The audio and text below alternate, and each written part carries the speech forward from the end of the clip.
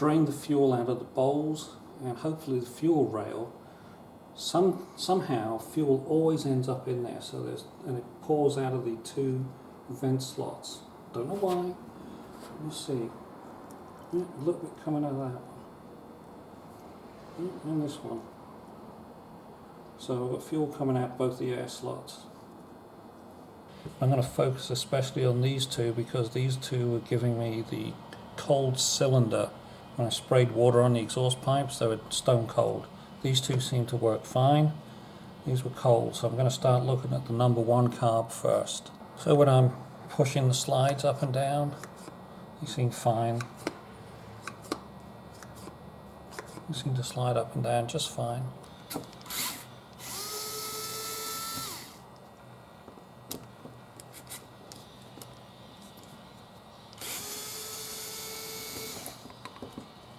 There's a nice spring under there. Drop those out, take the spring out before it gets lost. I'm going to do a little pressure test on this cap just to make sure it's not leaking. So I put one of these little hose adapter things in the end of a hose. See if it leaks. I'm going to blow in one end. Nope. Okay, right here you can see is the new O-ring I put in this time around, and it's still proud of the surface, so I know there's no leaks there. Pulling the diaphragm out and the slide with it, so we can have a look at the diaphragm.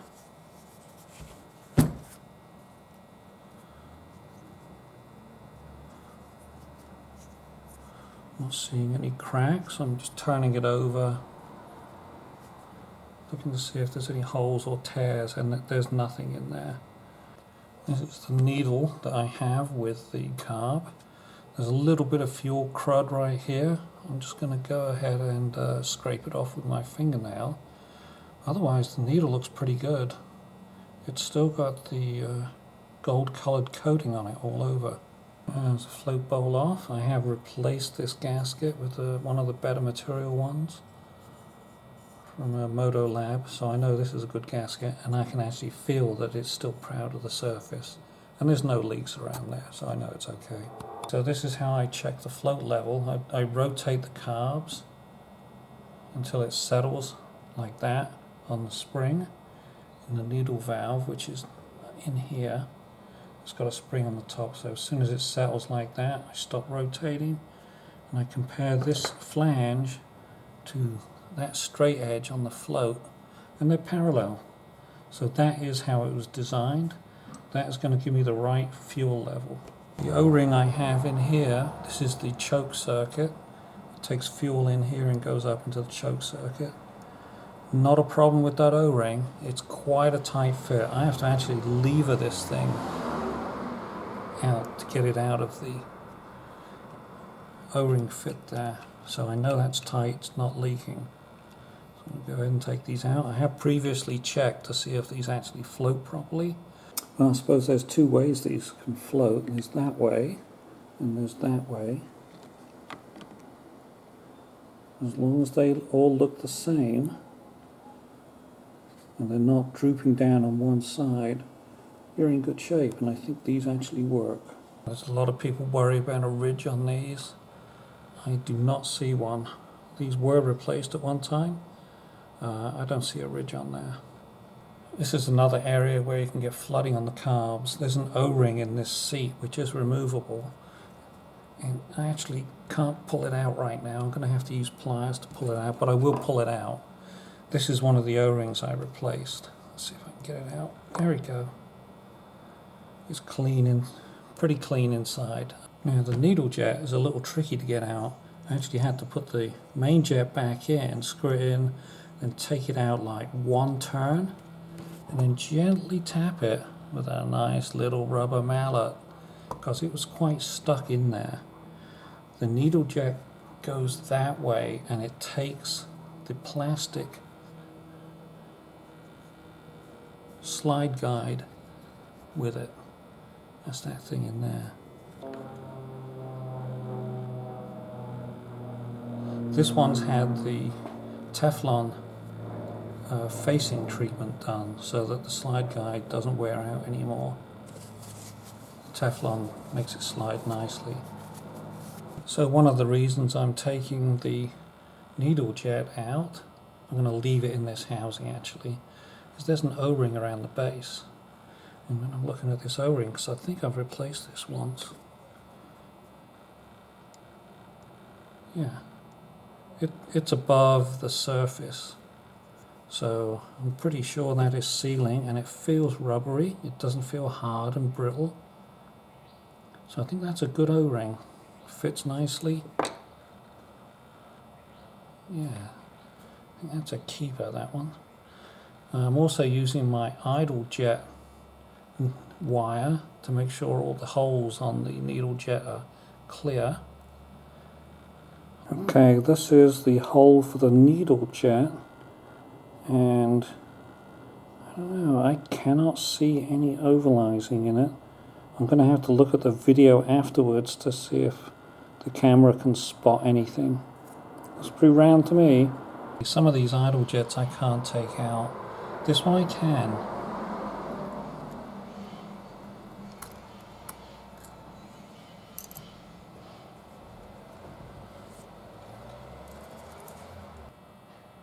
So there it is. Looks a little black on the end. I'm going to see if black on the end. I'm going to see if the hole is still there. And there it is. The wire goes through.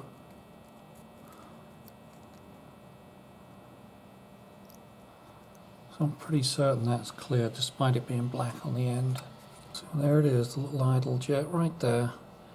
Tiniest of tiny holes. I think this is the big mistake they made, making this jet so small. They should have used a bigger jet and controlled the flow of fuel some other way. For the idle circuit, this hole in the inlet of the carburetor, there's a tiny air jet in it. This is for the main jet / needle jet, this center hole. But the one that's offset does the idle circuit.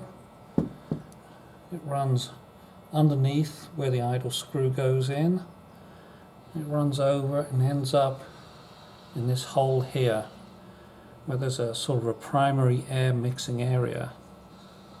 Then it goes off to a separate flow to where the idle adjustment screw is, which is over here. So I'm going to blow some carb cleaner down here and see if anything pops up. I'm going to keep your finger over this.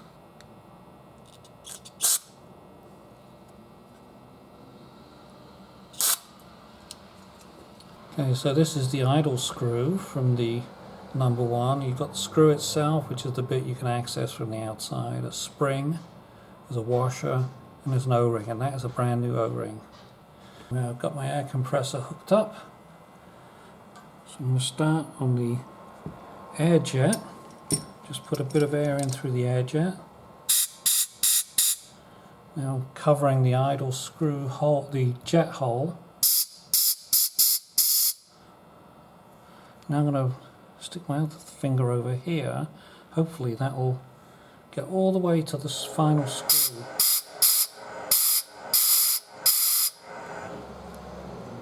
For a reassembly of this, I've got it all stacked up together. I did squirt some WD-40 down in the hole to keep everything nice and lubricated, so the O-ring will slide down nice and easy. This is the little tool I made up to adjust the idle screw. It's a piece of dowel rod that I had handy just loafing around.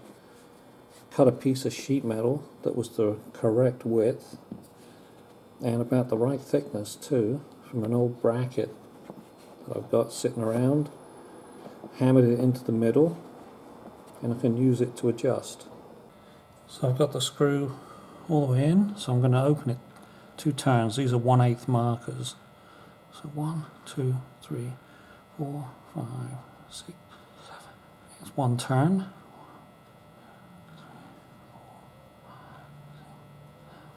8. 2 turns open. So I've learned my lesson. When you're putting these brass idle jets in, it's the very lightest of nips. Give it a couple of little goes and then just a little nip. It's not even giving it any turn. then you got a chance of getting them out again. For reassembly, I'm giving everything a little light coating of WD-40. Makes it slide in easier because it has a very light oil in it. And it burns. So I'm not going to put anything in there that isn't going to burn off. It's actually kind of fun getting that valve back on the little tang. I use a pair of needle nose pliers, it kind of helps a bit. Now I've got to push this O-ring in, and it's quite a stiff push. There it goes. WD-40 really helped. I'm going to check the float level.